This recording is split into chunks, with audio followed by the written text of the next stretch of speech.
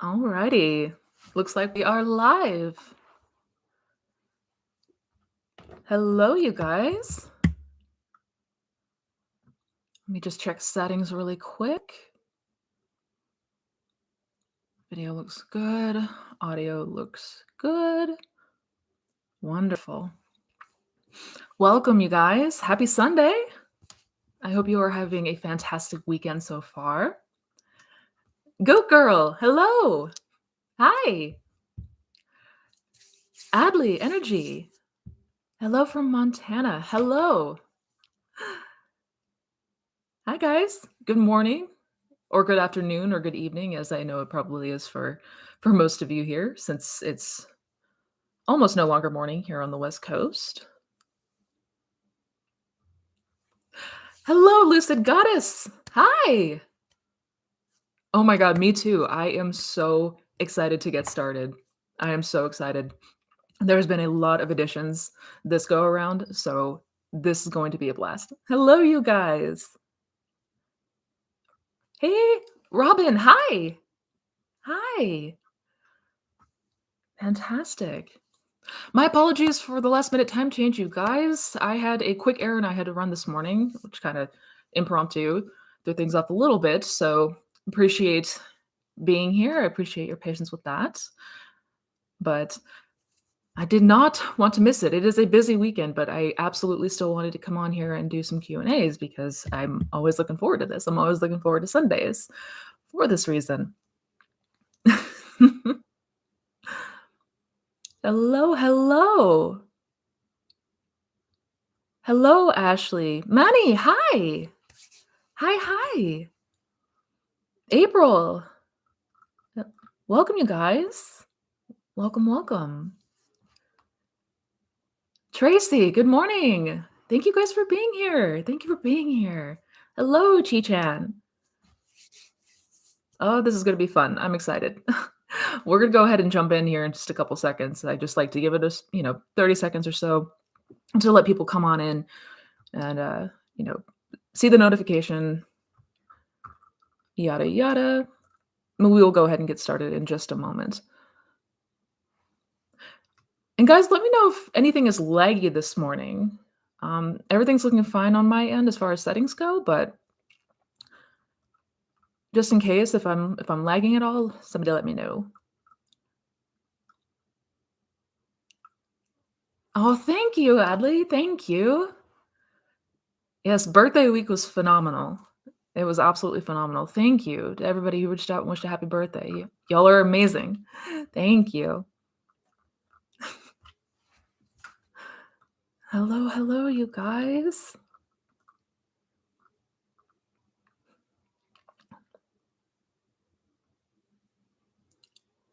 Courtney, oh my gosh. Manifested seeing SP for the first time in 6 months. We couldn't talk as I was driving by. Oh, that's wonderful. Oh, yes. Yes, yes, yes. I'm excited. Absolutely, that's movement. Yes. Awesome.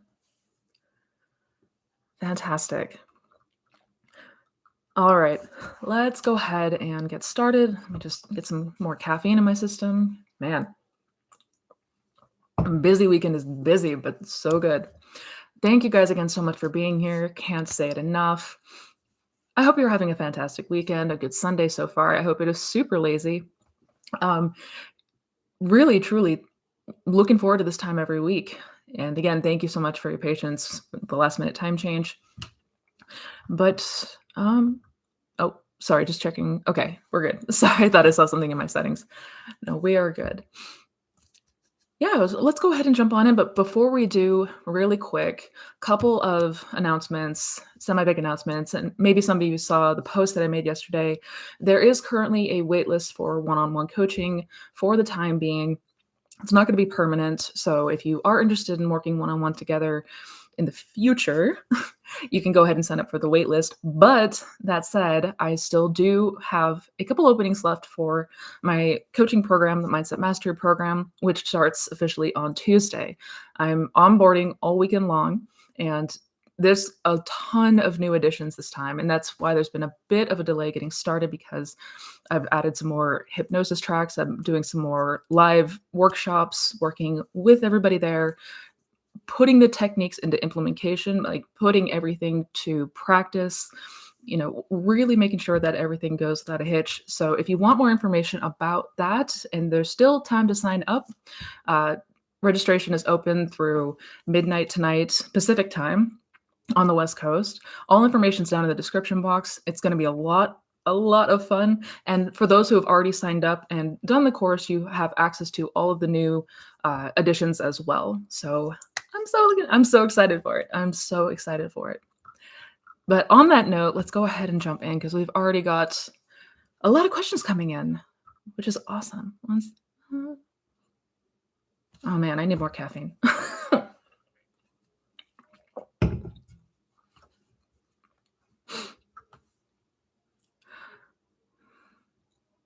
Energy has a good question. Hey, Missy, if we impress the subconscious mind during visualization, but then have negative thoughts for weeks, must it still come to pass since it was impressed? Yes, although there may be what appears to us as a time delay or a time lag. And I know the phrase impressing the subconscious mind can seem very nebulous. It's one of those that can cause a lot of frustration because we're like, well, what the hell does that even mean? Basically, it just means that you feel into it in the imaginal act. Like when you have an imaginal scene or an inner dialogue or even your affirmations, if you can capture the feeling like it's actually happening, you're actually there in imagination of what it would feel like, that's impression, right? So it's the feeling of it is impression. That's how you know it's been impressed. And once that happens, the seed is planted. It's done. It's done. We can, put that to rest and go about our life. However, if we are noticing a lot of that old state, that old story, the intrusive thoughts that are not ideal, that are negative, that is something that we want to just be aware of, so that we may need to go back and revisit that scene in imagination. We may need to go back and revisit that place of the wish fulfilled. And really, if you're reacting to those negative thoughts, if you notice an intrusive thought, but you don't react to it, you just kind of let it go by. It doesn't phase you.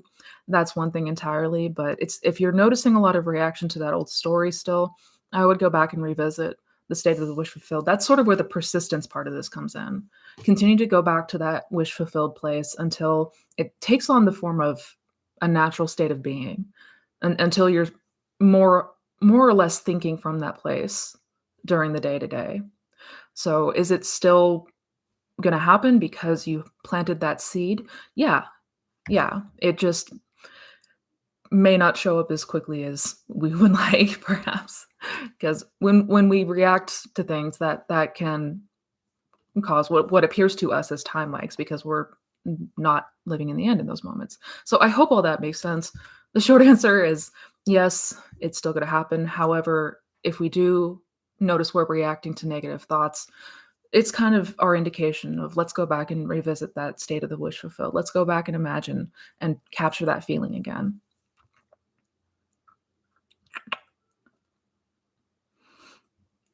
Mhm.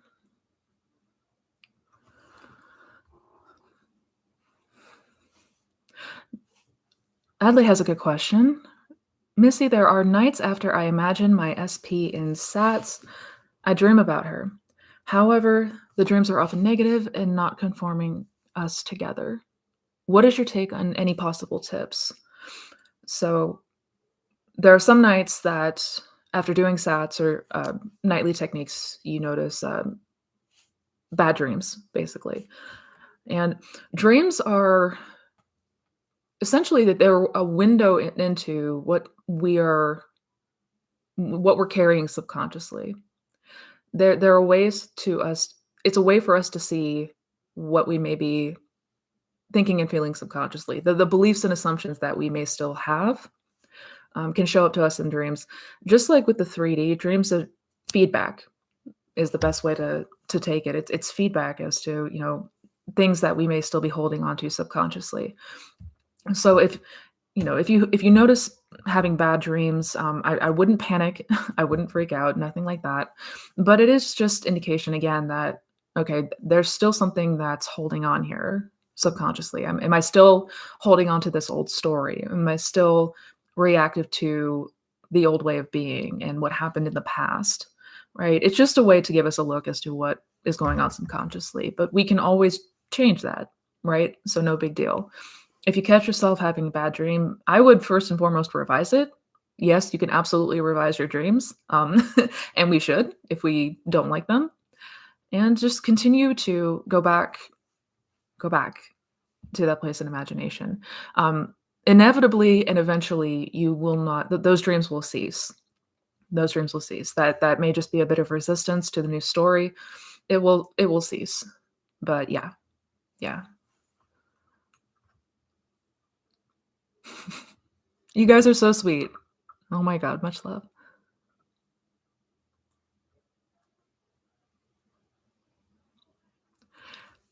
Ashley has a really important question.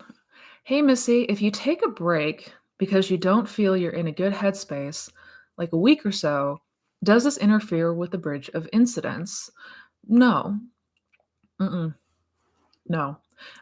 If you are feeling the urge to take a break, if you're feeling perhaps very overwhelmed and you're noticing that you're not in a good headspace, I would absolutely take a break. I would 100%. Like you're going to have more success not pushing yourself on that front. And I know that it feels counterintuitive. I know that it feels like if we're not constantly doing techniques, constantly affirming, constantly visualizing, that it's not going to happen or it's going to take longer. But that's not true. That is a farce. And I made a video talking about it, my last video, about giving up. Um, and essentially, the point being that at some point we do need to take a break. We do need to detach, and especially if excuse me, especially if you're noticing a lot of burnout and you're not in a good place. Like, don't continue to push that. Don't continue to push it. Take care of yourself first and foremost. The best thing that you can do for whatever you're trying to manifest is take care of your mental health, take care of yourself, give yourself what you need. And if that's a week or so, 2 weeks of just shutting off everything, then do that. Then do that. And once you're recharged, so to speak, once you kind of have a chance to recharge your batteries and you're feeling better, you can always come back and revisit. But yeah, it's not gonna interfere. It's not gonna ruin your manifestation if you're not constantly pushing yourself. In fact, that mentality tends to make things more difficult for us. None of this should be feeling like it's forced. None of this should be feeling like we're forcing it. If it feels like we're working too hard or we're having to work really hard to do this, drop it. Drop it. But yeah, good question. I think a lot of people can relate heavily to that one.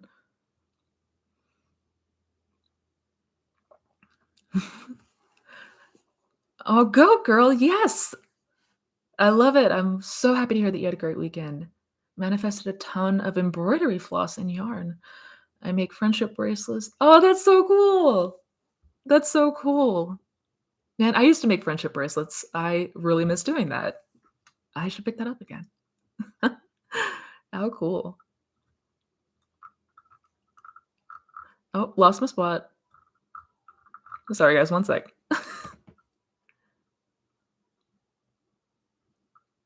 Thank you, Chi-chan. Thank you. You guys are so sweet. I will much love.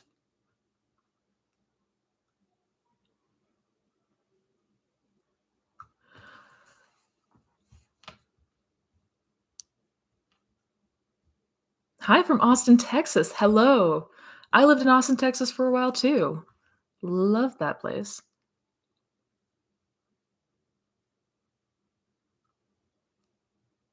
Da, da, da.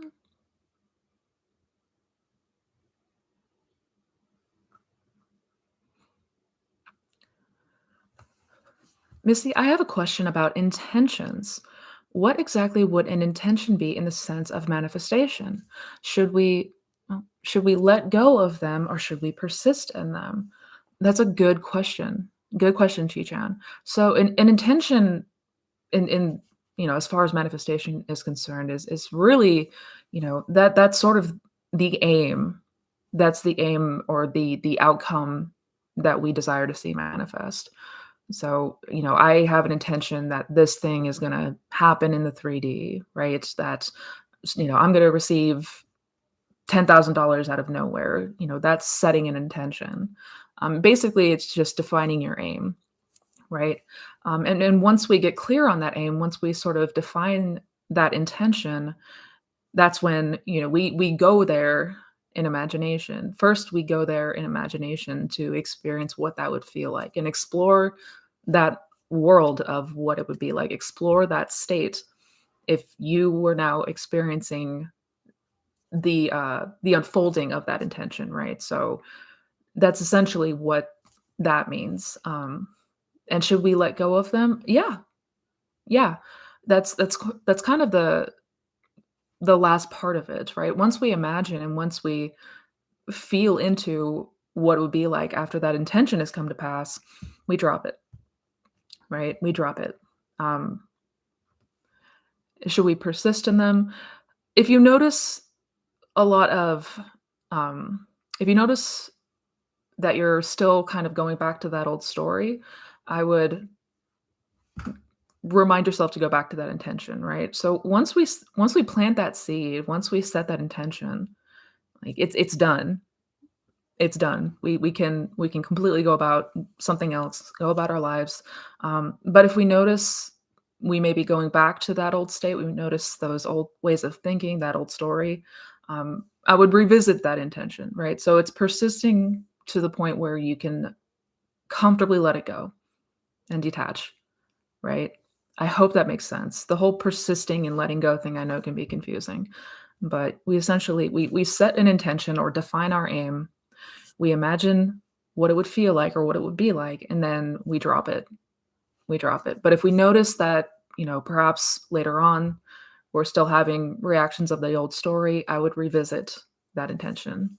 Yeah, I hope that makes sense. Setting an intention is defining your aim and what you want to see manifest. Go girl, where have you been? We missed you. Yes, we have.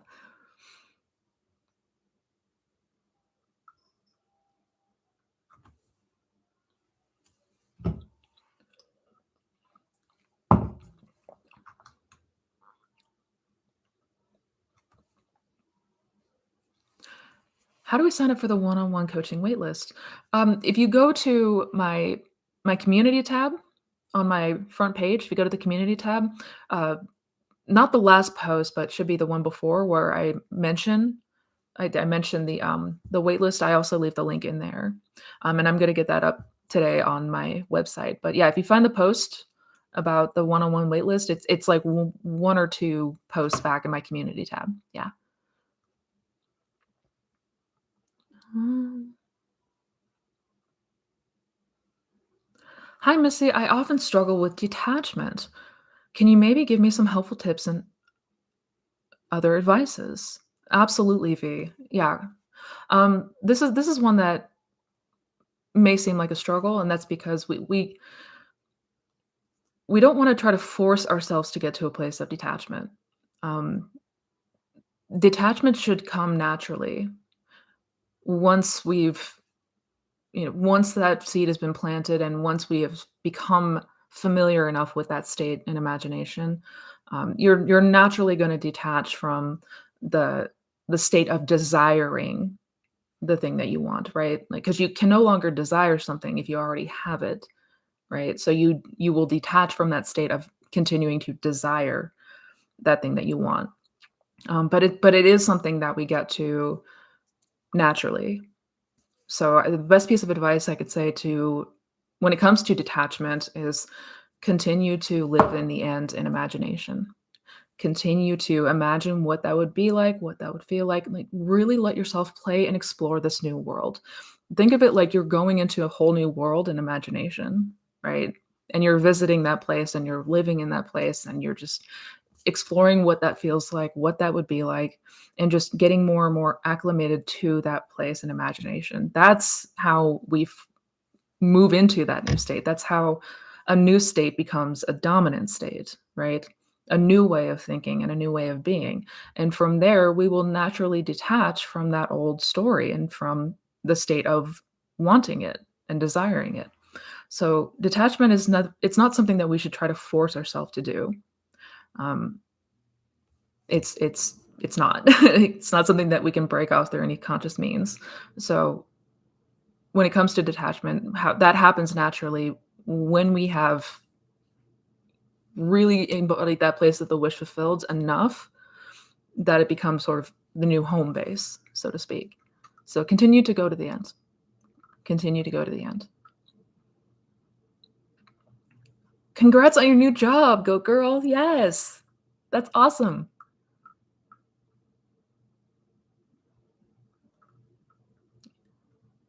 Kim, hello. Hi, Missy. You've discussed the concept of time in several videos. Time has not been an issue with me, but recently I hit the big 6-0 and now it is weighing on my mind. Though I feel and look younger than my years, I often wonder if my desires will realize while I can still enjoy them. I wish I knew of the law when I was in my 30s. Your insight for his older followers. Thanks. Oh, Kim. Well, first, happy birthday, first and foremost. And yeah, time is one of those things that, you know, I strongly feel people of all ages have a difficulty with time, but understandably, when you hit certain milestones, it can have a bigger effect on it can have a bigger effect on you, and that is totally understandable. And really navigating that is first and foremost continuing to build faith and trust in the law, because no matter what age we are, we can absolutely experience the fulfillment of our desire. It there's no time limit. There's no statute of limitations on when we can, have something that we want or experience something that we desire. Nothing like that. So, you know, the more that we build faith and trust, the more that we trust the law and specifically trust ourselves that we are in fact operant power in our reality, that we are in fact creating our reality through imagination, right? And if there's something on the outside we don't want, we can always change that. The more that we trust that, the more we have faith in that, the less and less you're going to notice any sort of 3D factors, including time. None of that is going to be such a deterrent. It's not going to be something that weighs so heavily on us. So that's first and foremost, and just really truly trusting that no matter what, you can always experience your desire. There is no time limit. There is no time. There's no expiration date, because states are eternal. All states exist and they are eternal. So no matter what, you can absolutely experience your desire. And you still have plenty of time to enjoy it. And don't let the ego think otherwise. Don't let it think otherwise.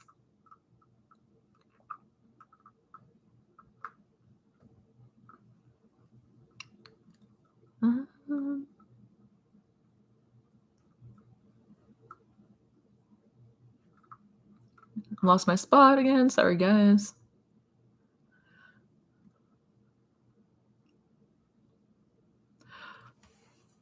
Does living in the end just mean during our imaginal scene, or do we have to keep our thoughts in order for it to come to pass? That is a good question. So when we talk about living in the end, are we talking about just an imagination, or do we want to maintain that in the 3D as well? Um, and the answer is absolutely, we want to get to a place where it's both, right? Starting with, like, once we've defined a desire, once we've sort of defined our aim, there's something that we want to go to the end, whatever that looks like in imagination. We want to experience that through imaginal acts, the feeling of it, of what this experience would be like. Um, and the more that we do that, the more that we sort of withdraw from the 3D, we withdraw our attention from the 3D circumstances, and we continue to live within, you're going to notice that it has an effect on your day to day. Like the thoughts that you have correlate with the state of consciousness that you dominantly occupy. So you're going to notice your thoughts will change naturally the more that you live in the end in imagination, right?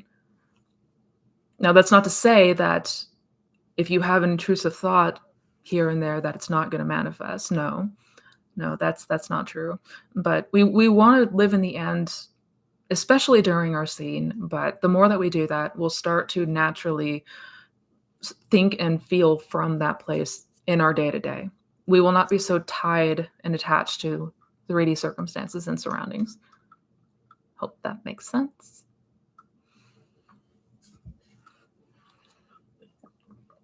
And great questions so far, you guys.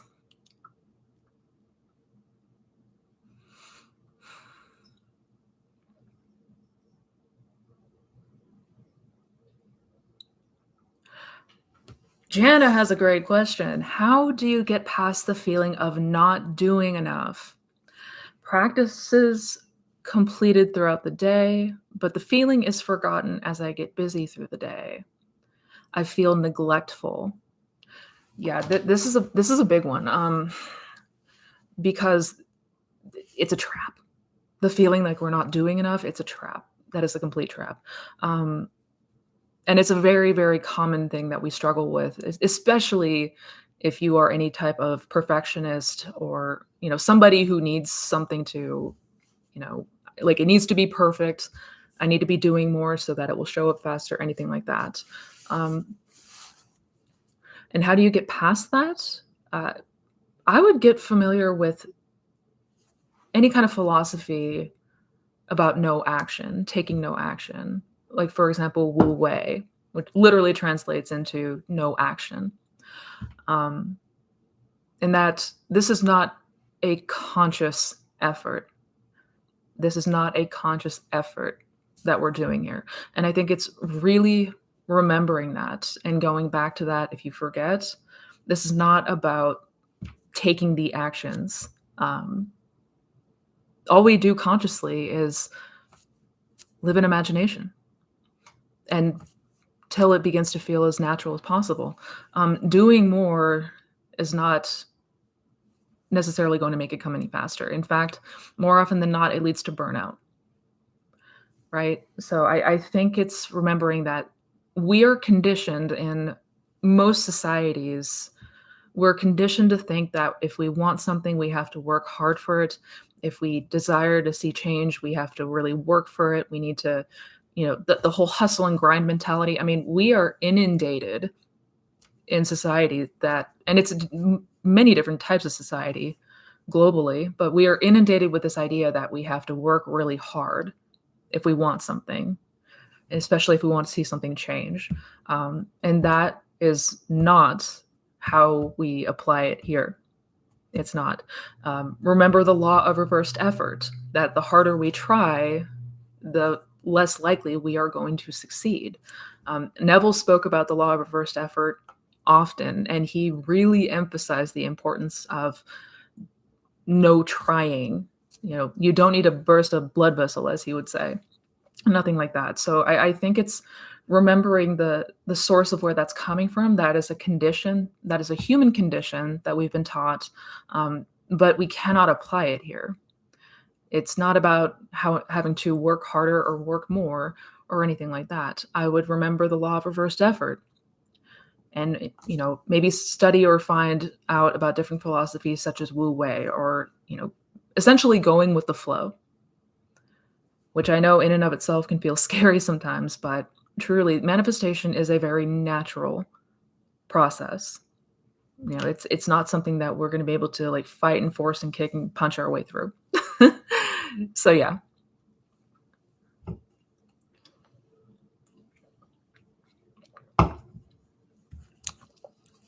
You are so welcome, V. Hello, Lissy.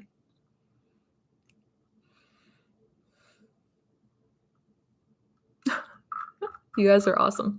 Oh, the chat's bouncing around.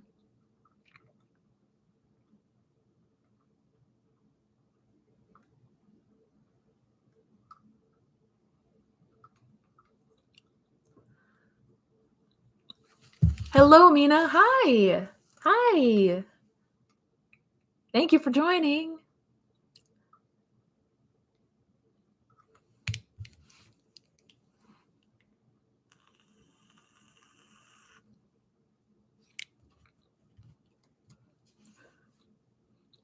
Missy, can you please explain the quote from Neville Goddard that there is no one to change but self? Absolutely. Absolutely. Because I think that's his most important quote ever. And that really is sort of the, if you could summarize the law of assumption and these teachings into one phrase, it is that there is no one to change but self. And it's really, it's reminding us that we don't have to try to change anything on the outside. The approach that we've always taken in life is that like we need to do stuff to get the outside to change. We need to focus on the change over there. We, fixate on other things that feel separate from us, right? And this can be especially the case in SPs, right? Situations with SPs, like thinking and feeling like there's something wrong and I need to fix it. I need to like he needs to change or she needs to change because they said this or that. No, it's dropping all of that and it's understanding that the only change that needs to take place in your reality is here. Here. It's us. It's us. The outside, the 3D is always reflecting who we feel and believe we are, what we feel and believe is true about ourselves, about other people, about the world at large, all of that. So if we want to see something on the outside change, that change needs to be through our own beliefs and assumptions. Like the change is all internal. It's shifting the focus, it's shifting your attention from what's going on out here to what's going on in here, what's going on in here. It's the internal world that needs to be observed. And that's where we need to, any sort of conscious change or conscious effort that we're doing, the only thing that we're doing consciously is withdrawing the senses from the outside and turning within. And that's what that means. No one to change but self is the most important part of all of this because it's easy to forget. It's easy to forget. I know the 3D feels very real. Other people feel like, they are doing stuff to us. And it's about turning your attention from the outside to the inner world, to your imagination. Yeah. Any change that takes place in imagination, any change that takes place within us is what is going to be reflected in the 3D.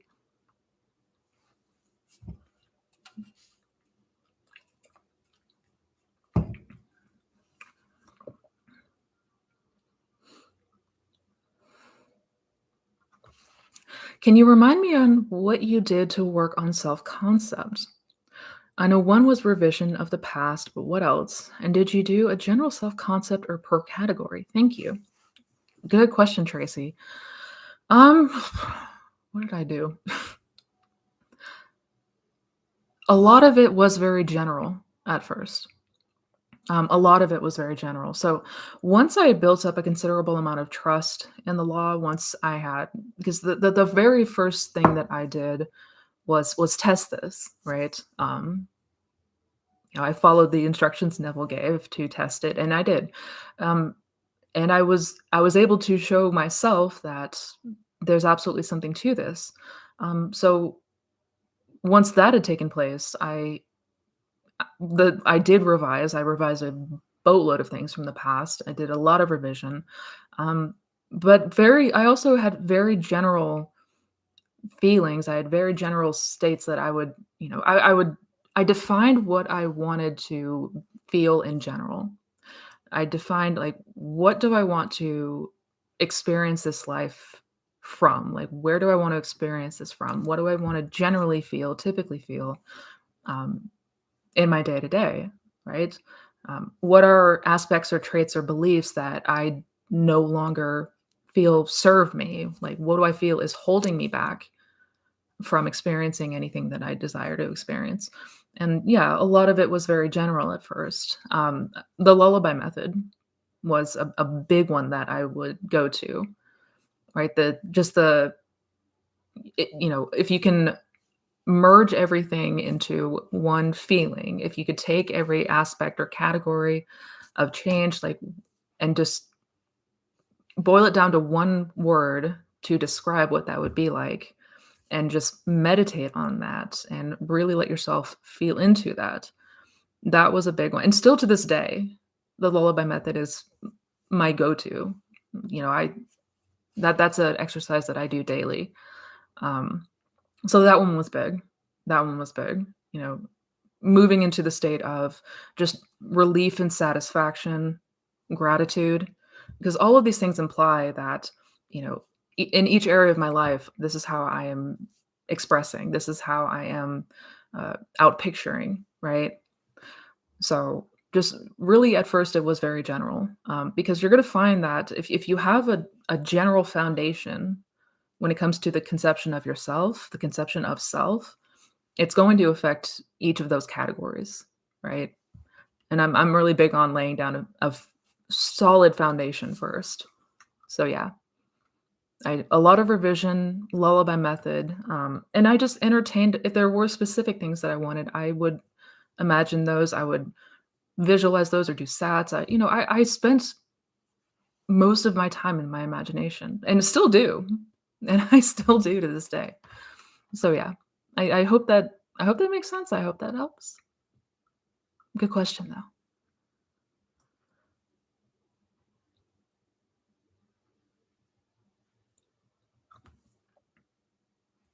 I'm right outside of Fort Worth. Hello, yeah.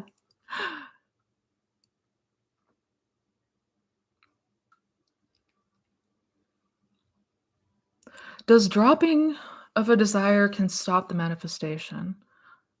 No, dropping the desire can stop the manifestation.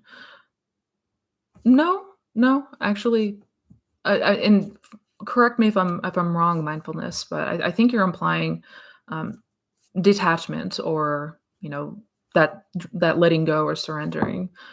We want to drop the state of desire.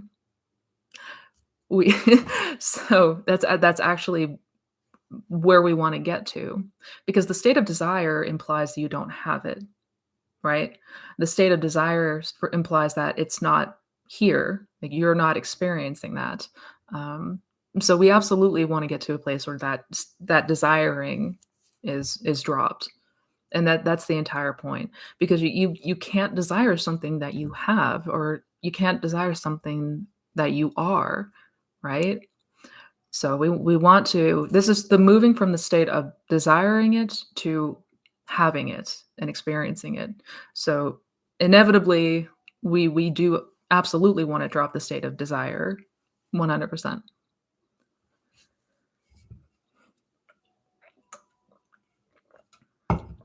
By the way, I need to thank you for your tips, Missy. I've been lucid dreaming almost every night since I started practicing SATs. Awesome. Awesome. Yeah. Oh, I love it. That's awesome, Ji-chan. Yeah, SATs is an incredible tool. It is such a powerful technique, really. Have fun with it. Have fun with it.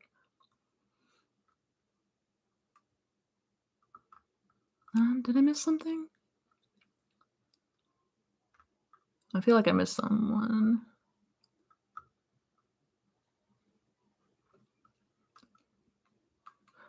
My apologies, guys. The chat is particularly bouncy today. I'm trying to get back to my spot. Did I miss anyone? Maybe not.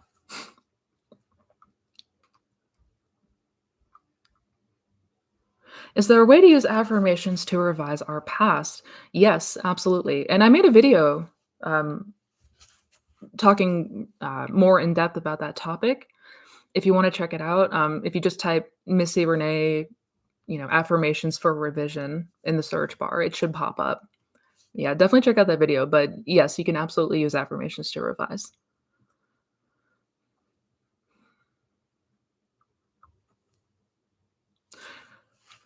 Hey Missy, when I am imagining, it feels so real and like a real possibility and it's natural.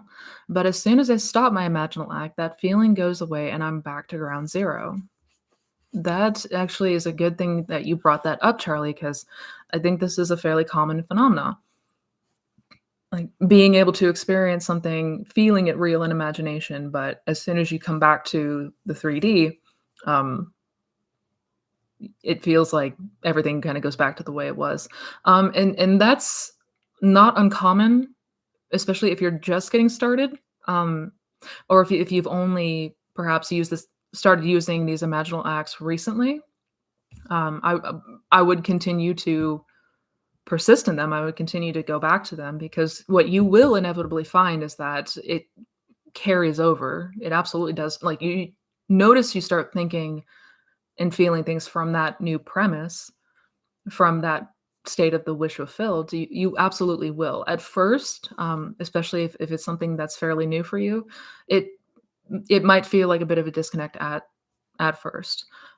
If you have been at this a while and you're still noticing that, it could also be that um, you might be daydreaming instead of living from the end or thinking from the end versus thinking of it, which is also a very common thing that we do because that's typically how we've always used our imagination is daydreaming.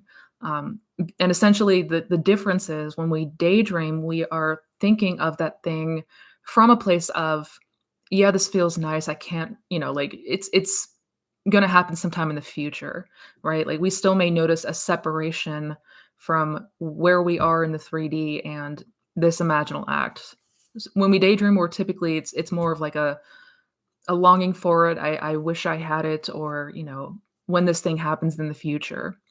When you are using imaginal acts, always do it from the place of being there right now, being in that scene. Like you are in it and it's happening right now. Neville said, make there, here, and then now, right? So we're not thinking about something in the far off future. We're experiencing it at like right now in imagination. Like this is something like you literally just stepped into a new world entirely in your mind right now. So it could be one of those two things. It could be that if this is something that you just recently started doing, give it a moment to start really like you may notice that there's you know you don't directly connect to it right away or like it doesn't carry over right away, but it will if you continue to go there in imagination. Or it may be that you're daydreaming instead of thinking from it, right? So I hope that helps. And I should make more videos talking about thinking of versus thinking from because I know that's very common. I have made some videos talking about that topic, but I should make more.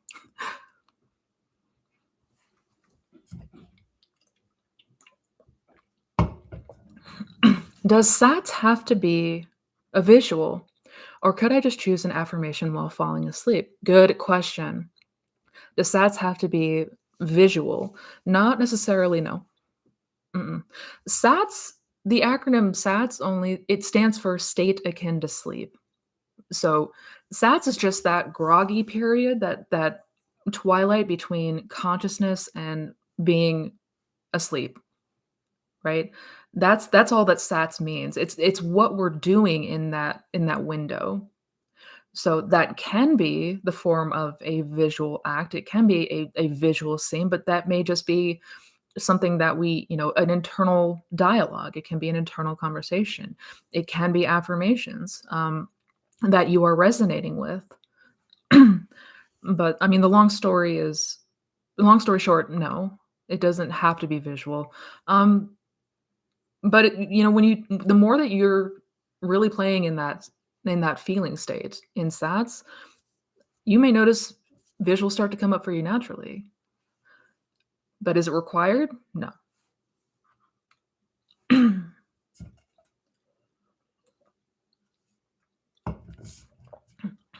Lullaby is so powerful. I started doing it in the morning, and I feel that my day runs so beautifully and smoothly. Your tips are the best. Oh, thank you, Chi-chan. Lullaby is amazing. Yeah, that's my morning routine as well. The lullaby method every morning. It really does set the tone for the day, truly. And then that's the other thing, when it comes to those SATS windows where we're naturally in that state akin to sleep in the morning and in the evening, we absolutely want to utilize those. Like, we wanna take advantage of those times 1000%.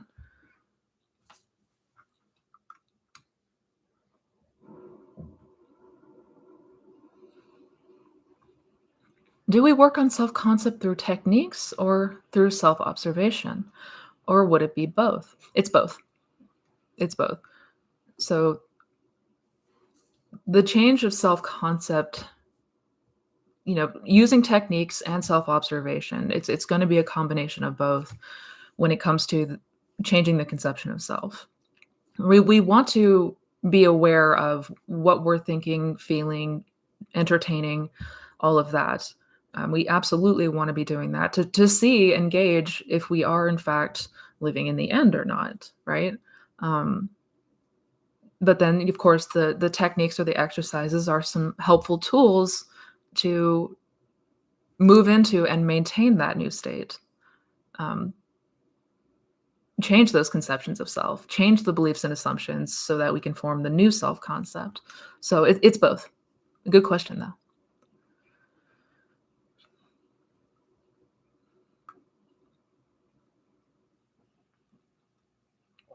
Hi, Missy. I just discovered your channel and I watch a lot of your videos. What do you do to heal yourself? That's what I need now. I had some childhood trauma and it created my patterns. Well, first, it is good to meet you, Chan. I'm glad to have you here. I'm glad that you are enjoying the content.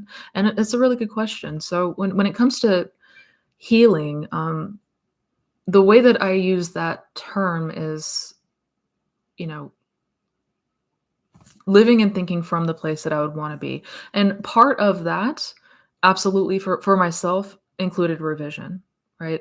If there were things from childhood that, you know, formed the self-concept that you currently embody, right? If it became, if it had an influence on who you are today, and it's not ideal, then, absolutely, I would revise. Revision was a big I talk about revision all the time because it radically changed my life. It did. That alone radically changed things. So absolutely, if whatever may have stemmed from anything that you can recall, revise it. Revise it. Those first 7 years of life, that's when the self concept is being formed, and that's when typically whatever is formed in those first 7 years, especially, is going to sort of be how we operate subconsciously going forward. So, yeah, revision. Mhm.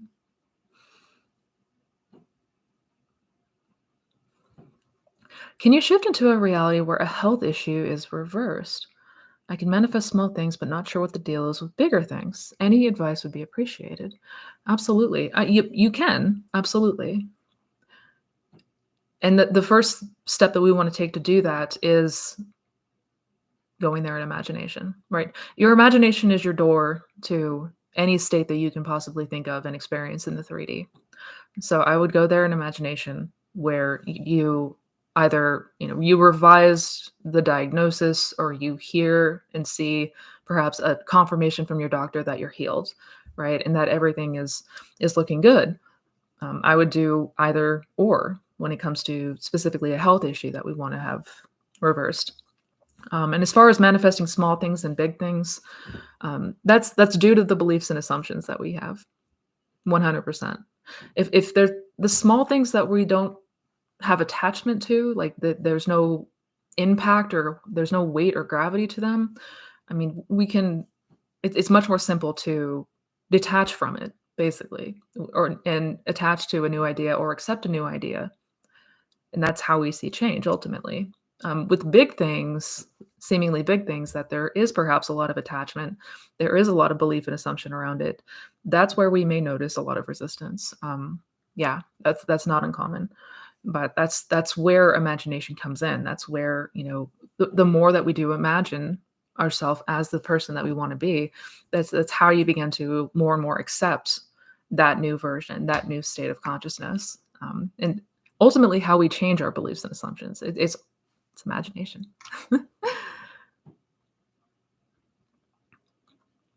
This really is such a great live stream today. Thank you, Ashley. Thank you. So many helpful questions and answers. I agree. I agree. There's phenomenal questions being asked today. You guys are great.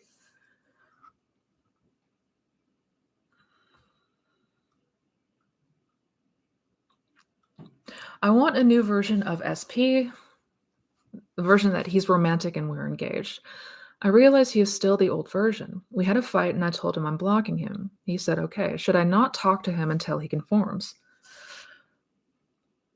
Mm, I mean, that's gonna be it's ultimately gonna be a personal decision, and I think it's gonna be one that's different for everybody, but I would recommend, and this is just a recommendation, if you notice there's still a lot of feeling and reaction to the 3D when it comes to how he's showing up, if it feels like it's something that is like a deterrent from living in the end, then no contact may be the better way to go for right now, just for right now, right? I mean, due to the strong attachment that we have to the 3D, it can feel very, very challenging to, you know, deny the evidence of the senses, as Neville would say. It will feel particularly difficult to accept that what we imagine is real and not the 3D.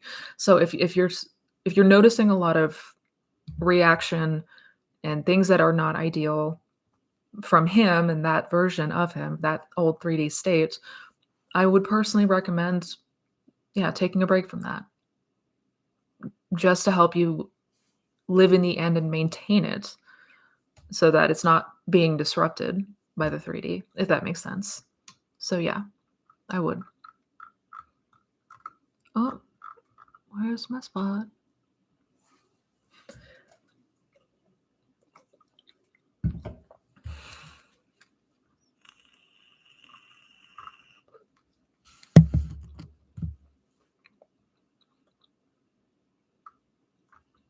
Oh, sorry guys. Trying to find my spot. There we go.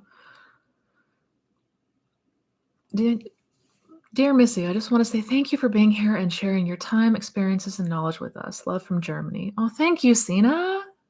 My absolute pleasure. My absolute pleasure. Thank you for being here. Thank you for joining.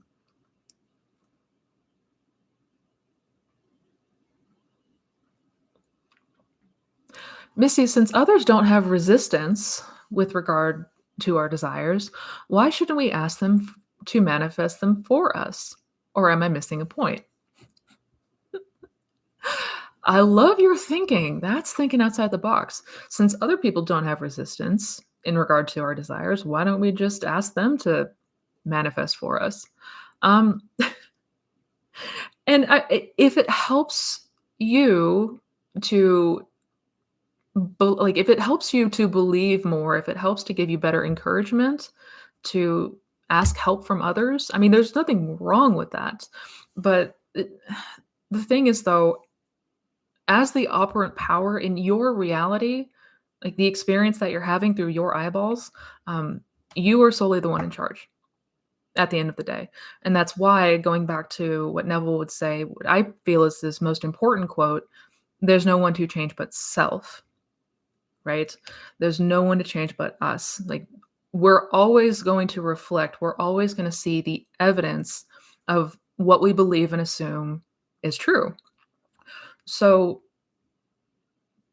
I mean, other people don't really have, like, other people in our reality don't have the authority and power to do that.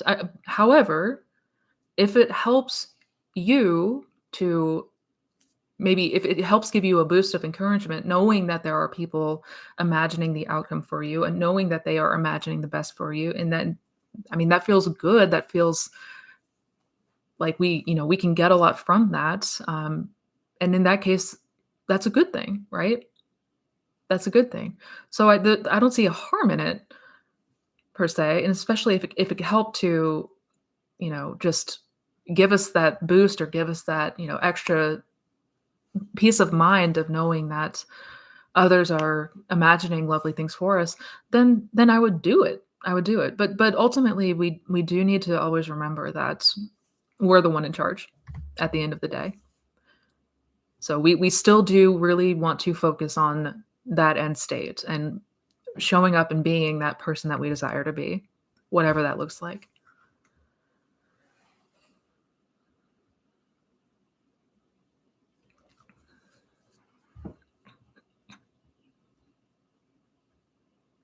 I noticed this past week that I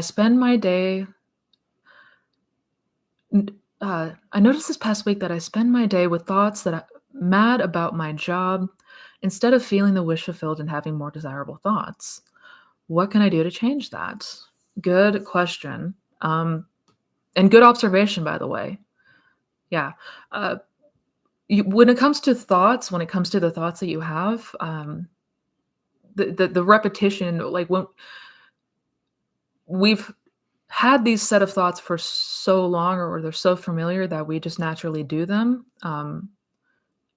unconsciously, subconsciously, and that's absolutely why we do wanna be observant, and we do want to, catch ourselves when that happens and note that that is a reminder of, like, we need to go back to the end, right? If I'm noticing that I'm having all of these angry thoughts about my job, how much I hate my job, that should be my indicator of, "Hey, I need to go back to that place in imagination. I need to go back to that place," that feeling of the wish fulfilled and having more desirable outcomes and living in that place.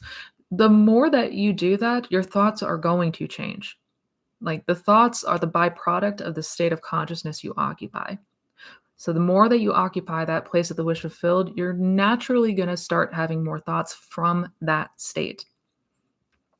So I guess to change that, continue to go to the end. Continue to go to the end. If you're noticing old thoughts, old patterns playing out, it's indication that we need to go back to the end. Yeah. Your makeup this Thank you. Thank you.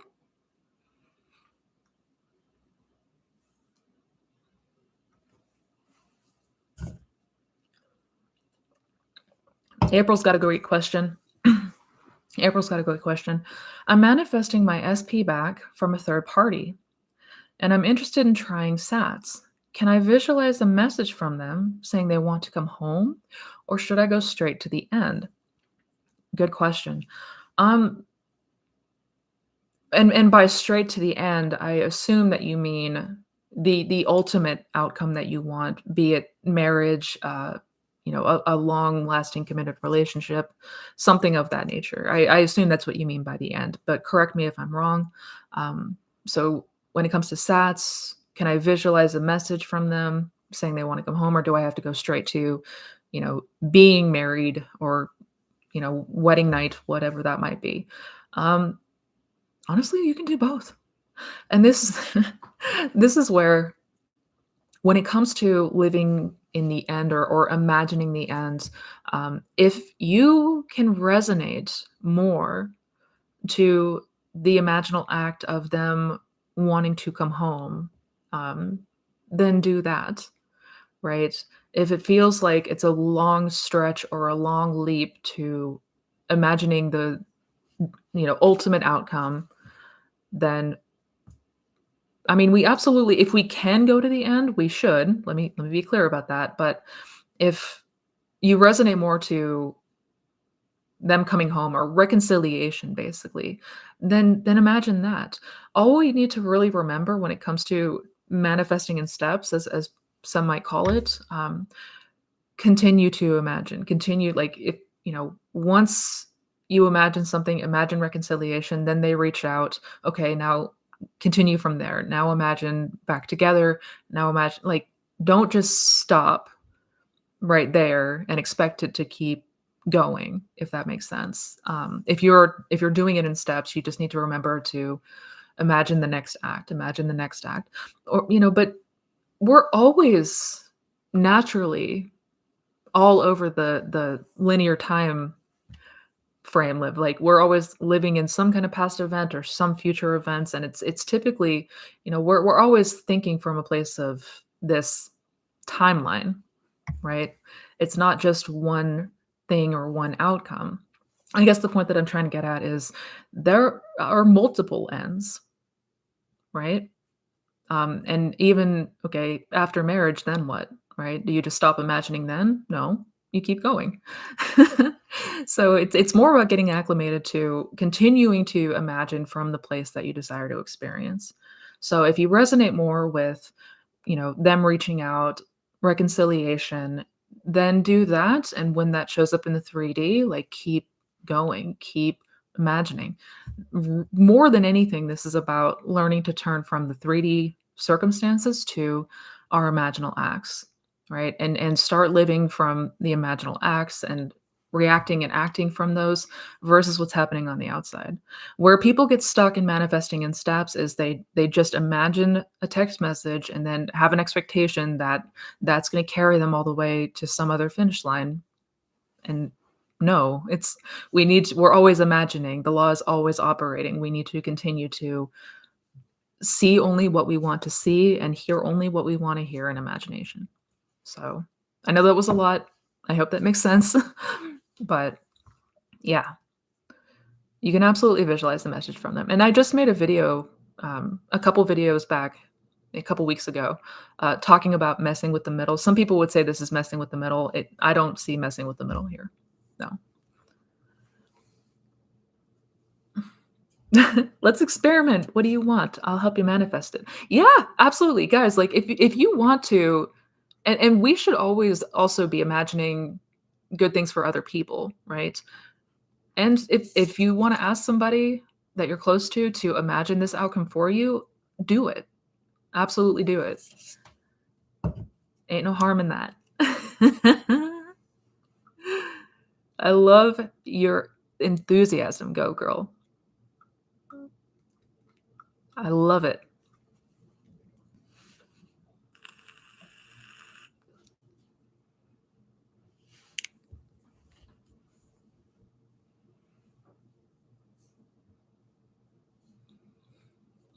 When I say something won't happen, the opposite happens. Is this like the ladder experiment? Do our minds not pick up on the negative, or is it that I lessen resistance by saying won't slash not? So when you say something won't happen, the opposite happens. Um, is it like the ladder experiment? Kind of, kind of. More importantly than what you're saying in words is what you are believing, what you are imagining, right? And that was kind of the point that Neville was trying to make with the ladder experiment, that we can say something all day long, but if we imagine something that is opposite, we're gonna the imagination is gonna trump the conscious mind every time. Like our subconscious mind is infinitely stronger than the conscious mind. And that's the entire point. So if you're saying something won't happen, the opposite happens. Well, what did you believe was going to happen? What did you believe or feel that the opposite would happen? And then it did? That's why. That's why. I hope that makes sense.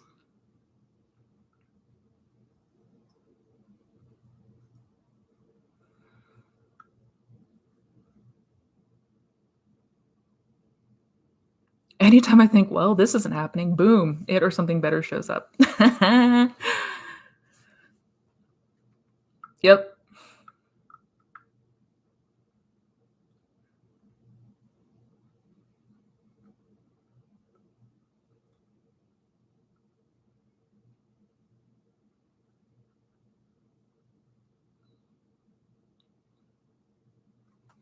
Missy, when you say You spend most of your time in imagination. You have no idea how validating this comment is. I've always been a daydreamer and felt I was flawed by unhappy realists.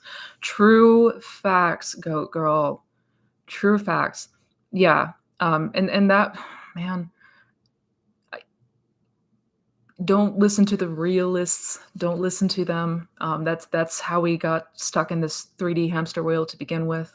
Um, yeah, I spend most of my time. I mean, obviously, I have to interact with the 3D, and I do interact with the 3D, but yeah, spend your time in imagination.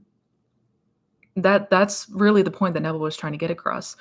Jesus Christ is your imagination. Like that is the creative power of God within you is imagination. So what are we doing if we're not operating our power, right? Yeah, don't listen to I was the same way. I was a daydreamer ever since a kid growing up. But then I was told over and over, like, you need to live in the real world. You need to live in the real world. Stop making up fantasies and fairy tales. Yeah, no, don't listen to the realists. Don't listen to them. The point of these teachings is live in imagination. Spend time in imagination. That is what will reflect in your 3D.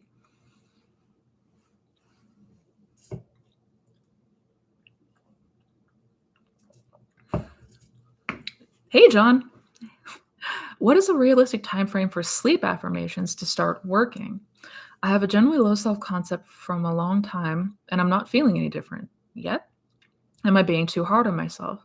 John, you're always being too hard on yourself. And I say that with love. I say that with all the love in the world because I was very much the same way. I had a very, very low self-concept for many years. But as far as a time frame for it to start working, it's so hard to say because it's so different for people. Some people see change in a few days. Some people see change after a few months. It really depends. I would absolutely keep going with the sleep affirmations, though. It, especially if you're noticing at first, like adverse thoughts or reactions. Sometimes when we listen to sleep affirmations, we'll start to notice and feel like resistance to it.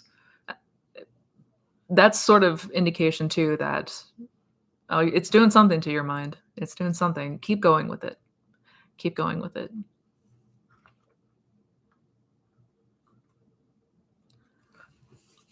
Thank you so much. I've been testing the law again to work on my belief in it and is undoubtedly always in action. Yeah, it is. So I want to get back to new self-concept since there's nothing else to change. Beautiful, Tracy. That is beautiful. Yes. Yes. It is undoubtedly always in action. And absolutely, there is no one to change but self. And I cannot wait to see how that unfolds and what that looks like for you.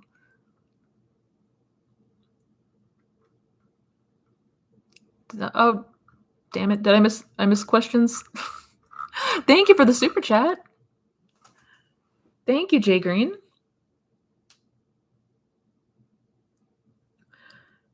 If Neville is hard to understand, are there other teachers you'd recommend? And why is Neville the only one people quote from? Just curious. Thank you.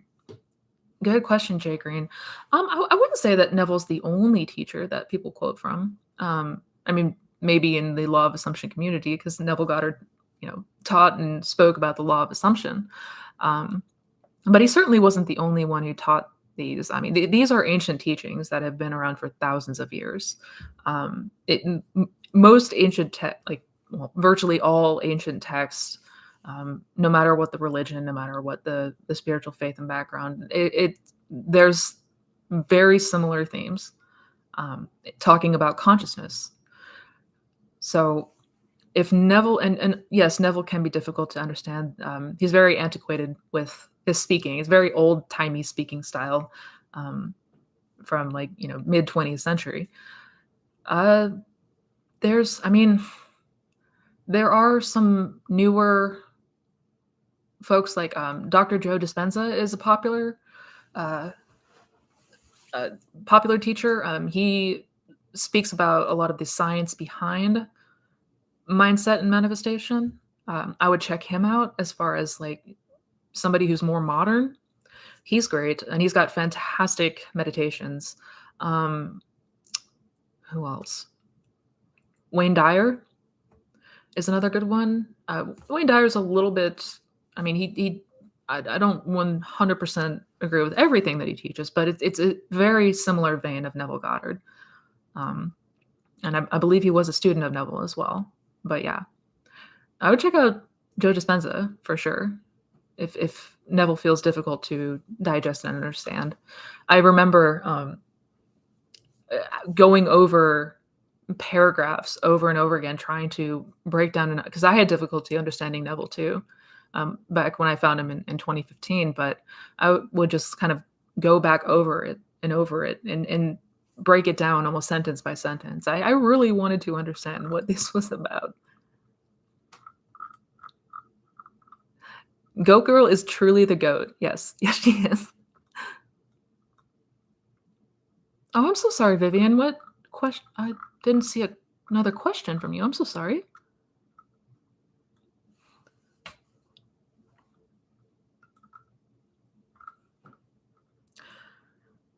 What do you think about robotically affirming?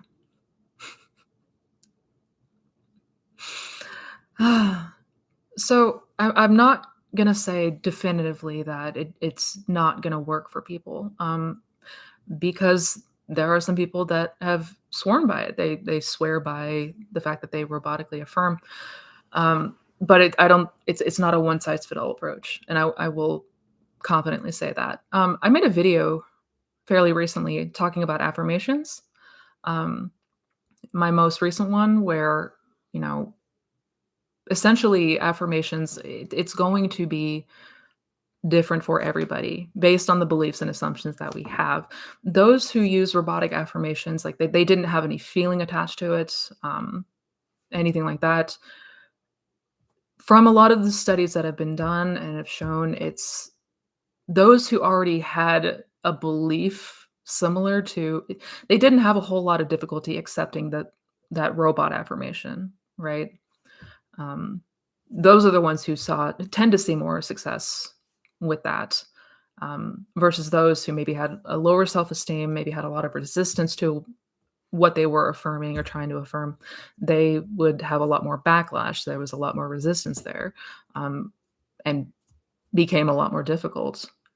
But I would check out the video if you're curious to know more. I went a lot more in depth about affirmations, and if you just type in Missy Renee affirmations, um, it was a couple weeks ago or a couple months ago that I put it out. But yeah, I think there's a lot more effective ways to go about this. Much more effective ways to go about this. Can it work? Technically speaking, it can. It can. Um, but you may run into a lot of resistance and headache and burnout. I'm just gonna say. That's all. Does affirming several times a day really help to make a difference versus if you only affirm once or twice a day? Thank you, Missy. I don't really.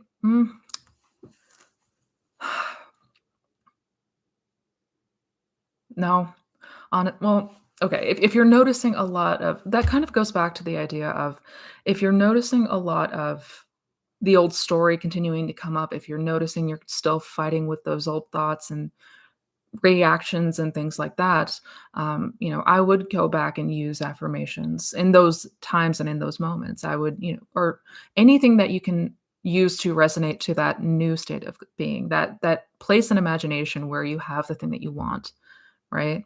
Whatever helps you to tap into that, I would go there. Um, but as far as like, is it going to come faster if you affirm it more? No, no, not really. In fact, if we're not careful, it's a fantastic way to burn out. Just, like, constantly trying to bang your head over these affirmations. Just be careful, guys.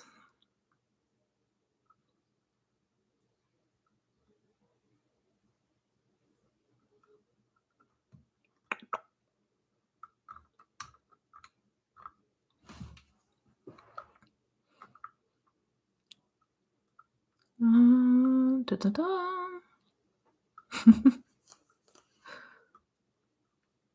While manifesting, what if someone asked me how it is going with my specific person if there is no contact?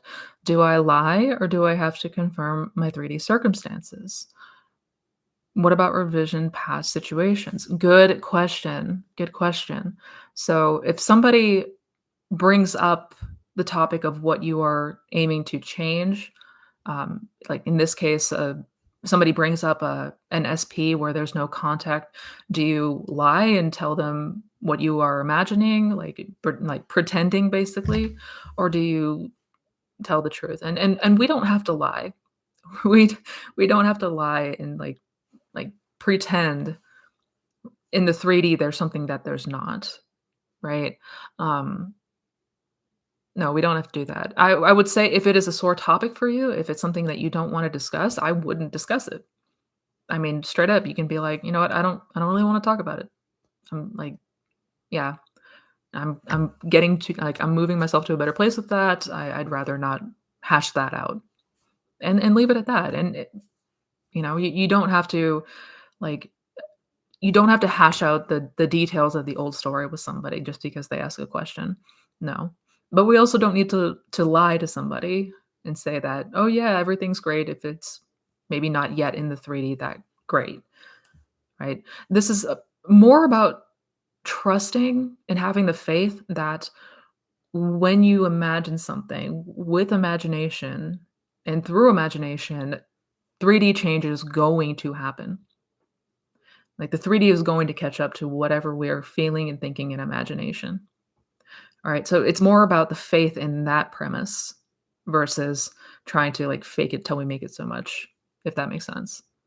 So, yeah, um, you don't have to lie, but you don't have to, like, hash it out either. You don't have to talk about things that are not ideal for you. Yeah.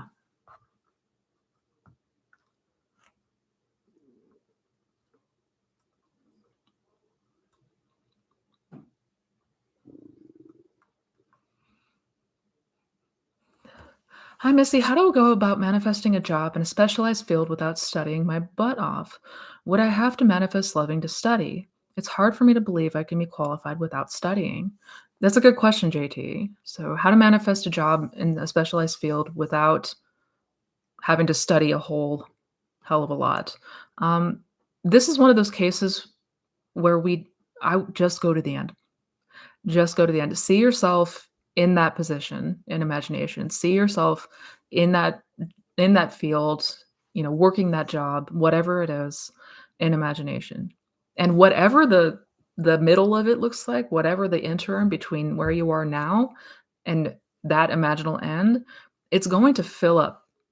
Like that's God's job in action. We don't have to know what that looks like. So would I have to manifest loving to study? No. No, because that's messing with the middle. That's a perfect example of messing with the middle. Of like, "Oh god, I need to, love studying before I can, even approach the idea of going to the end with this job." You see what I'm saying? Like, I first have to fall in love with studying before I can let myself even go to the end with that job. No, go to the end. Just go to the end.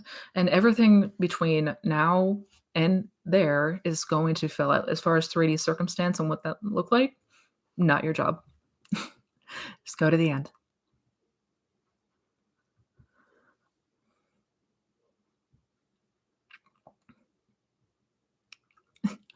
I love the interactions in this chat. You guys are you're cracking me up. I love it.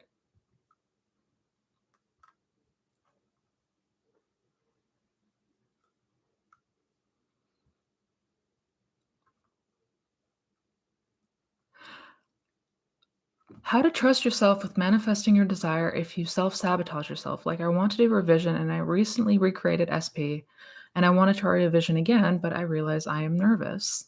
Good question, Nico. And I know a lot of this does come down to having faith, having trust in ourselves.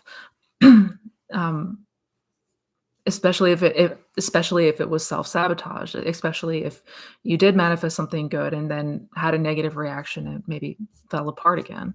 Um, And I get the apprehension there, I do, but I personally, I would say the law is still in action there, right? The law still played out perfectly based on where you were and the circumstances, right? The circumstances followed what you were imagining and what you were feeling and thinking. So the law still works, it's always in action, it's always working, right? So perhaps, I mean, I would absolutely revise any sort of, uh I would absolutely revise any sort of, like, fallout or anything that happened, um, and know that the aim of changing the conception of self is to remove any doubt in ourselves and any chance of self-sabotage happening again, because self-sabotage comes from our own fears and doubts being expressed, right? We work on removing those fears and doubts, they're not going to continue to express. They can't, right? So that's sort of, indication of if it feels like you're too nervous to go back to revision, then focus right now on just being and feeling that version of you that perhaps is like, has a calm confidence about them. They have confidence in the law, they have confidence in themselves. See yourself as a way that you could not self-sabotage anymore, if that makes sense. And I would go there. I would go to that state. I would really put on the suit of being that person who is so confident in herself and so confident in the law that self-sabotage isn't even possible. Because sabotage is impossible. If something does show up that's unwanted, you can always change it. You can always change it. So what is there to fear? What is there to fear? If you can always change it, what is there to fear? So I would do that. If a revision feels too scary, I would still absolutely recommend getting to a place where you can revise. But if it feels too scary right now, I would focus first then on the conception of self that is more confident and trusting in this process and in yourself. Yeah.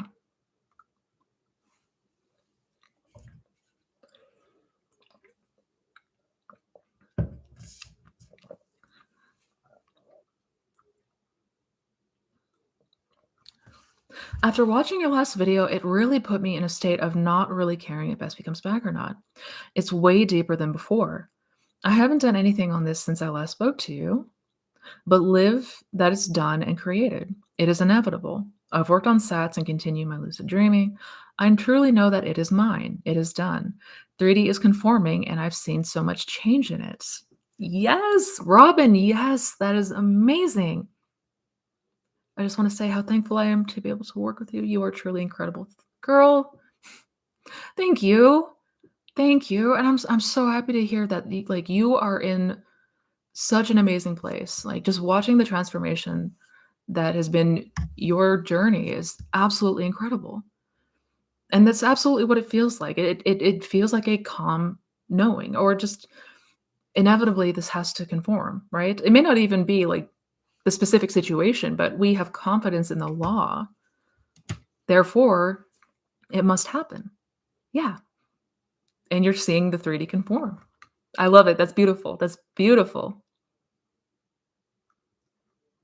I love that you guys are manifesting for each other in the chat. Y'all are the best. You're the best. Oh, that's so good.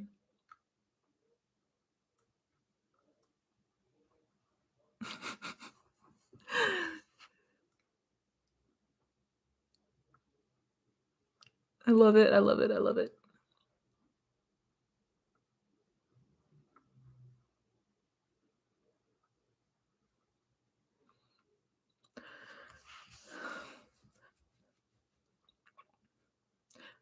How can I manifest someone in my life that's probably very old or dead? I mean, manifest him with my age without the qualities I desire in my reality. Hope you can understand this. Yeah. So how to manifest somebody, how to manifest the state of somebody who maybe right now is very old or no longer here, but move into the state where they are your age, they're younger. Um, create an imaginal act and continue going back there. Now, for things that feel very, you know, impossible to us, do understand that it takes a considerable amount of faith and detachment from all of the conditionings that we have, right? All of the limitations that we've been conditioned with. So don't be discouraged if you need to really practice shutting out the 3D. Really practice like immersion of yourself in that place. Seeing and experiencing life with this person, whoever they may be, and at a certain age with certain characteristics. Is it possible? Absolutely. Anything is possible. Like everything is possible to God. But, you know, don't be deterred if it feels like it's, maybe more doubt there or more skepticism, anything like that. Yeah. But absolutely, I would practice solidifying your faith, solidifying your trust, and continuing to go back there and shutting out everything else. This chat's making me so happy. You're so welcome, April.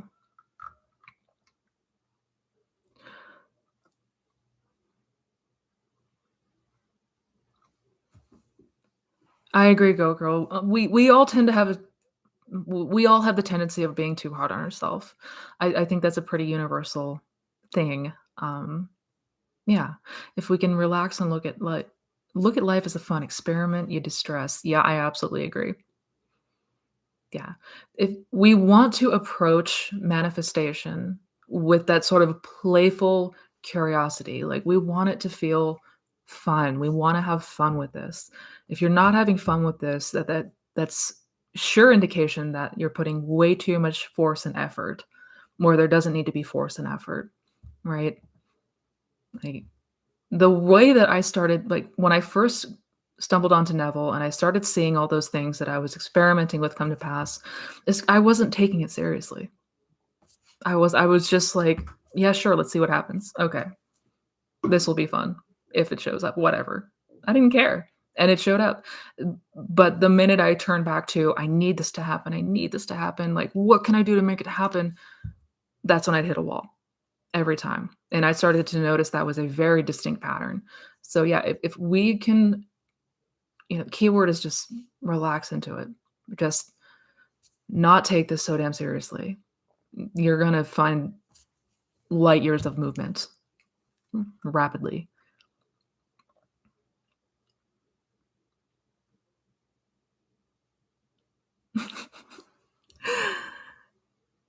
Welcome, Belwick. No, you did not miss this.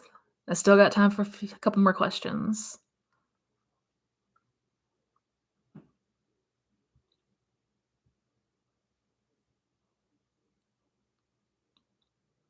I've decided to manifest an SP I don't know very well. I'm suddenly feeling certain about him and get butterflies in my stomach, even though we haven't had contact for months. Is this feeling normal?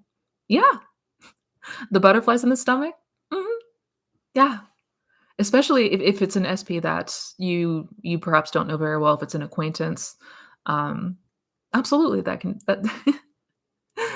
absolutely.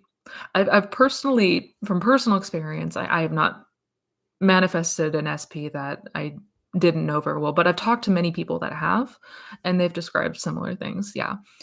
I mean, so long as it's like you know, a fun feeling, right? If it feels like butterflies in the stomachs from like, you know, feeling too anxious in a bad way, you know, we can use that as sort of feedback to revisit something.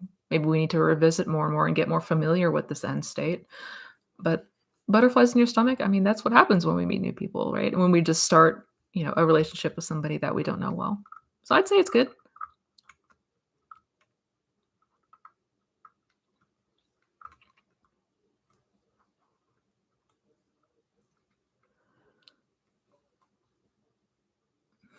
Is it a good sat scene if I just use a past memory, i.e., reliving the first date with SP to mean we are back together?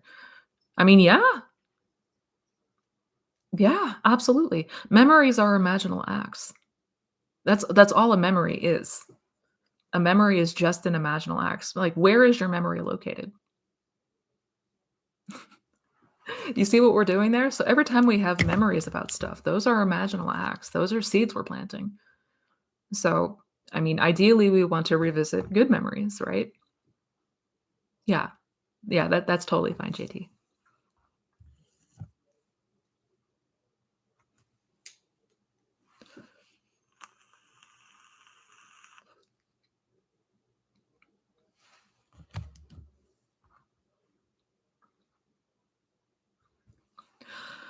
I'm wondering about the time frame after we believe we have impressed our subconscious.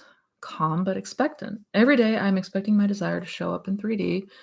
It hasn't, but I'm not upset. What is this?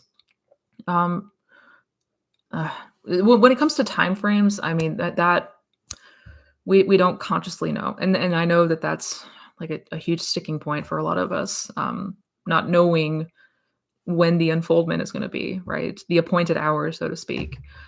Um, because that time frame is going to be different for everybody, and it's also why we probably shouldn't do comparisons, even though we always want to compare ourselves with others. Um, every day, I am expecting my desire to show up in 3D. From what you're describing, it may be too much focus on the 3D. Then take your attention off the 3D. Keep just living it in imagination. Keep going there in imagination. It's if we are fixated on this thing showing up and it doesn't, then we're leaving the impression that it didn't show up. It didn't show up again. It didn't show up again. Do you see what we're doing there? Yeah. I would just continue to that this is really truly denying the evidence of the senses, the 3D physical senses.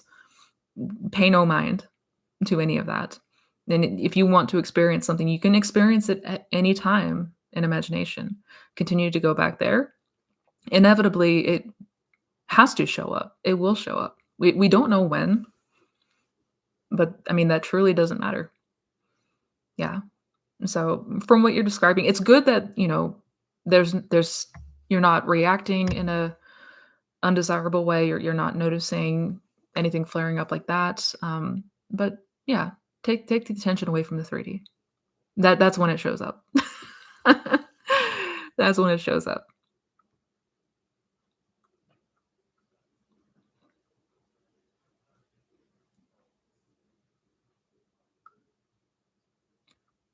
I'm seeing 1111 everywhere.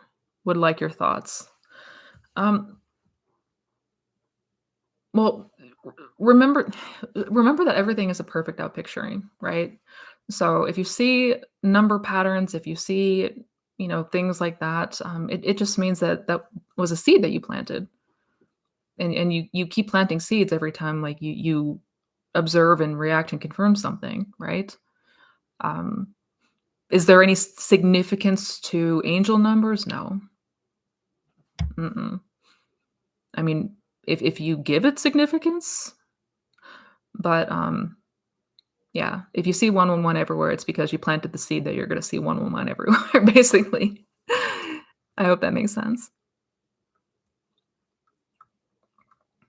Onboarding for the Mindset Mastery Program is going on all weekend. If you have filled out an application to register, you're going to get onboarded. No worries. No worries. That's going on all weekend long through tomorrow.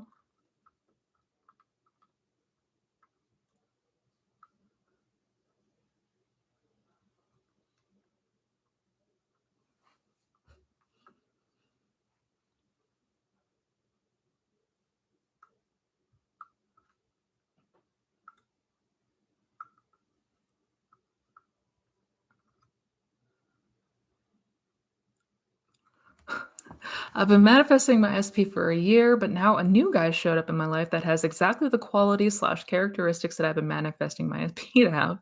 What the hell?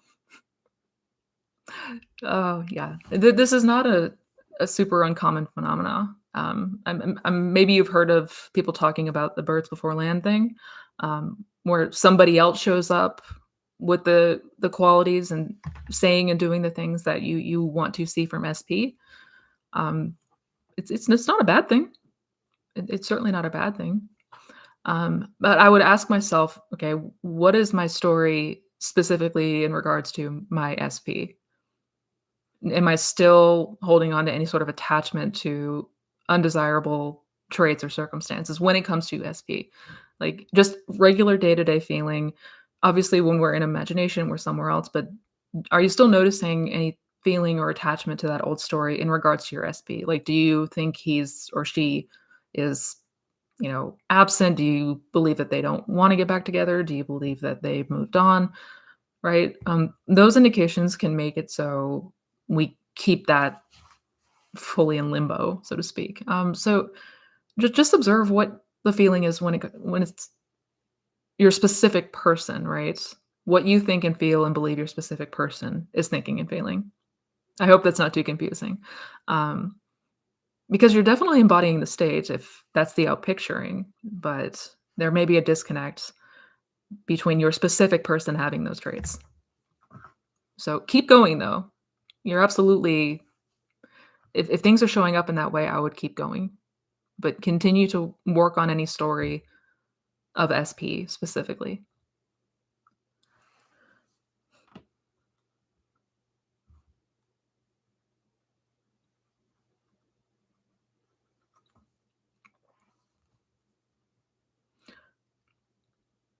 Hi, Missy. I want to manifest a new SP, but I have this idea that he likes high class women. We already spent a night together, so I know he likes me. How can I manifest him and remove that belief? So, so you have the idea that your SP likes high class women, and you want to remove that. Is that because you don't see yourself as a high class woman? Is that? And I don't at all mean that to be mean. I'm just but I would see yourself in that regard, right? Or if you're, looking to remove that entirely, you can do that too, right? But I would go to a place where you're hearing confirmation that he chooses you. He chooses you, regardless of what the ideas or beliefs are, regardless of any of that. Like, continue to go to and experience in imagination the place where he chooses you, no matter what. And in a way that we may not know what it looks like in the 3D, something will have to conform there. Something will have to conform.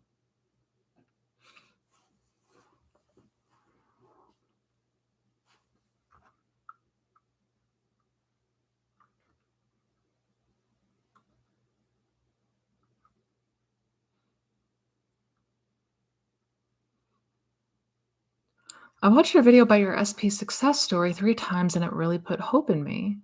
Would I ask you to think, without the manifestation, do you think he would come back? I'm a little bit confused by your question. Without the manifestation, so if I hadn't have changed the conception of myself that I was carrying, no, he probably would not have come back. Or if he did, it would have been a repeat of getting back together, breaking up again, getting back together. If it was not, if I stayed the same person that I was with the same set of beliefs and assumptions, operating from that place, no, I would no. I either would not have manifested him back or it would have just been an on and off thing for sure. Wholesome vibes all around here. Indeed. I love it. I love it. Have you used EFT tapping and how was it for you? I have. I have used EFT tapping and I found it incredibly therapeutic. I haven't used it in a while, but it was very calming for me. I truly enjoyed it. I don't I mean, I'm not thoroughly an understanding of the science behind it, but I mean, who cares? Even if it was pure placebo, it still helped. So I liked it. I liked it a lot. You're welcome, Vivian.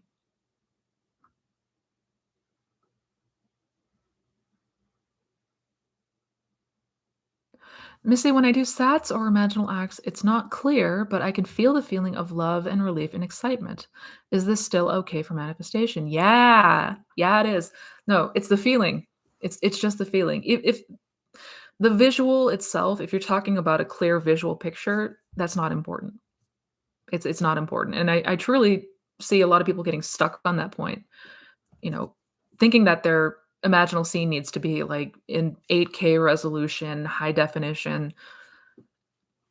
No, no. So long as you have the general outline and idea of what you're imagining and you have the feelings that you're describing, the love and relief and excitement, that's all you need. That's it. Like that seed is planted. Yeah, Belwick, you're good. No, you're amazing, Nick.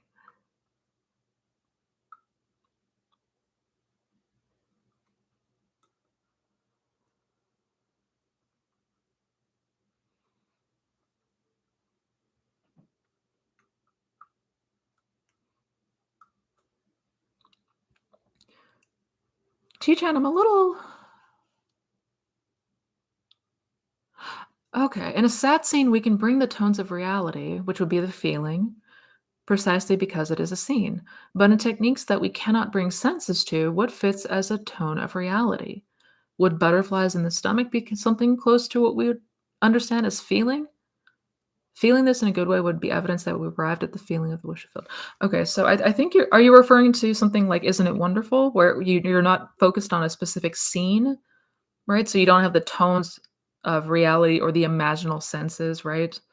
Um, for something like the lullaby method, yeah, like any sort of like physical sensation that we notice, like butterflies in the stomach, like that sort of warm expansion in our chest when we're feeling something very loving.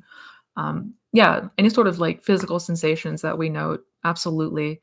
Um, but we will notice just sort of tapping into first what we want to describe or what we want to see. Yeah, yeah, those are absolutely tones of reality. It's basically like capturing what that would be like to get to the place of feeling, as in like the physical sensation of it, the reaction to it, right?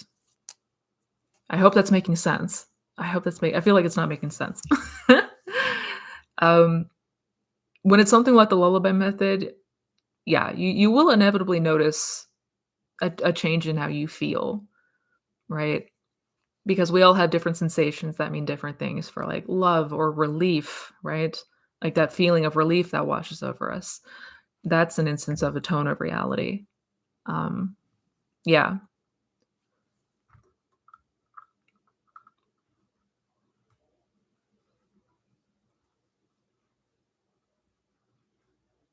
Is it normal to cry a lot and have so much emotional upheaval surface while changing your self-concept? Yes, it can happen. Mhm. Yeah, especially if there's been a lot of suppression.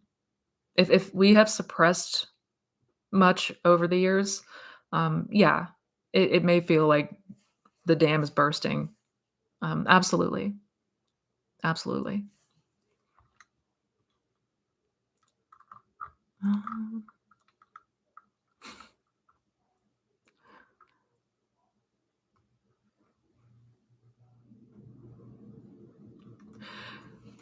Thank you so much, Missy, for always answering my questions. You are welcome, JT. Would you say consciously manifesting is so easy now? For me, would I say conscious manifestation is easy for me? Yes, yes. I can say in a place that it because I trust the law. I have faith in the law. I've experienced and observed so many instances where absolutely it's imagination that creates our 3D reality. So I can suspend any disbelief, even if the 3D is showing up in the exact opposite that I want to see it. It doesn't matter. Like it doesn't phase me anymore. So in that sense, it is easy. Yeah. Because I think that is where one of the biggest challenges, if not the biggest challenge, is the 3D and not getting sucked back into the 3D if it's not looking and going the way that we want it to go. Yeah. But when you have enough faith, when you have enough trust, it can take you anywhere, regardless of what the outside looks like.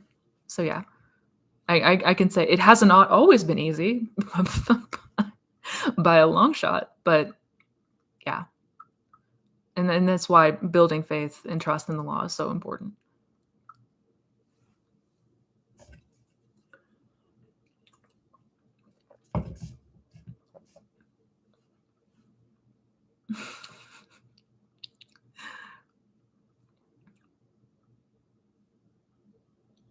Oh, you said that after you change your beliefs, change your assumptions, you manifested them back. My question is, would that have could you change and not have it manifest? Is that what you mean? Like, if you if you change from within, if you make the internal changes, changing the self-concept, is there any possible way that it won't manifest? I think that's your question? And if that is your question, no. No. We're always reflecting. What we like, who we are from the inside is always being reflected outwards. So if you are changing from within, you will have to see the change happen without. It will never be that you will change internally and never see a change on the outside. That is not how this works. If you change the conception of self, you will see change on the outside. Period. Period. Period. Oh man, I really could be here all day. I've got so much work to do. I don't even want to call it work. Uh, Hi, Missy. What is your take on hypnotherapy to remove some stubborn beliefs? Good question. Um, I'm a big proponent of it.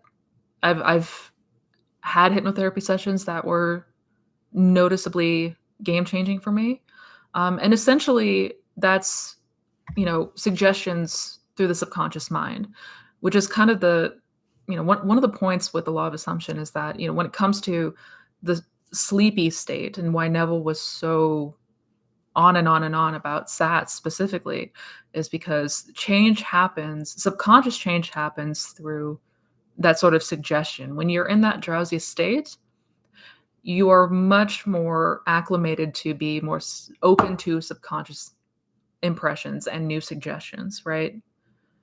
You are much more open to those subconscious changes versus in your day to day when you're still very much high alert. And that's actually why I got certified to be a hypnotist, a certified hypnotist, because I do believe that there's a lot of importance to that. There's so much power in the subconscious mind. If that is our connection to the source of all that is. So yeah, I hypnotherapy is incredibly helpful. I mean, and millions, I would say, can attest for that.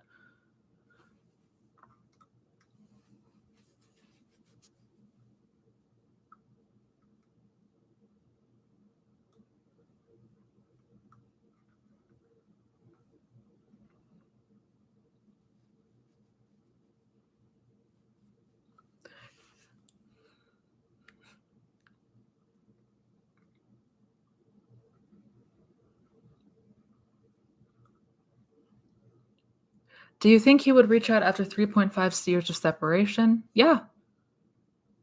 Yeah. Absolutely, he could. Absolutely. It doesn't matter the time that it's been. It doesn't matter if it's been 3.5 years, 5 years, 10 years. I've seen people manifest their person back after 25 years. It doesn't matter. The circumstances truly don't matter.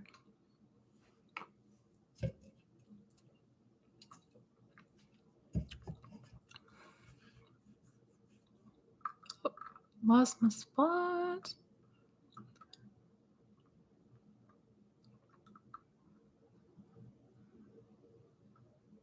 No, don't apologize.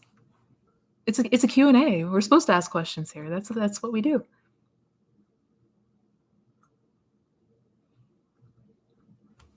Does anyone else struggle with the change, like changing the self-concept that comes with bad days and strong pushbacks from the old self? I think virtually everybody struggles with that at some point. Uh-huh. And that's all the ego. That's the ego pushing back. That's the old man pushing back is what that is. I made a video talking about ego backlash a few months ago, but essentially resistance is the old man pushing back because the entire job of the ego or the conception of self, right? Basically who we think and believe we are as a human, as a person, the ego's job is self-preservation. So introducing any type of change is gonna invoke a reaction from the ego. Like, there's going to be pushback on that. It's going to happen.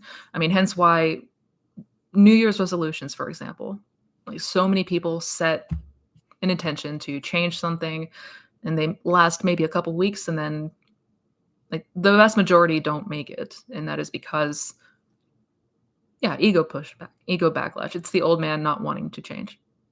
Yeah. And that's also the importance of, working with subconscious suggestions and impressions versus trying to, like, force the change on ourselves.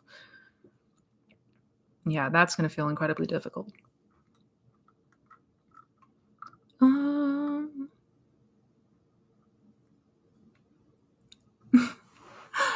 oh, much love to you too.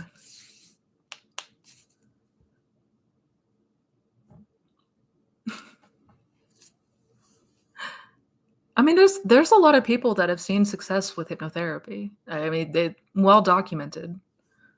Yeah, you guys are the best. Ah, yeah. Pushback is unfortunately not uncommon. It's the old man. It's just the old man. If you continue to go in imagination and live, from that place in imagination, start seeing, becoming, and experiencing yourself as the person that you wanna be, inevitably, you're gonna start to notice you wear that suit, you wear that state on the outside as well. Like, you're going to become, and this is the art of becoming, right? That's how we see permanent change in the 3D, is we become the person that has those things, that experiences those things, right? Become that first in imagination. It has to unfold on the outside. That is the entire point. But initially, yeah, the ego is going to do its job, which is self-preservation, keeping you safe, and there may be pushback. No matter, no matter. Just because we have a limiting belief does not mean that we don't have the means to change it. We can always change it, no matter what. No matter what.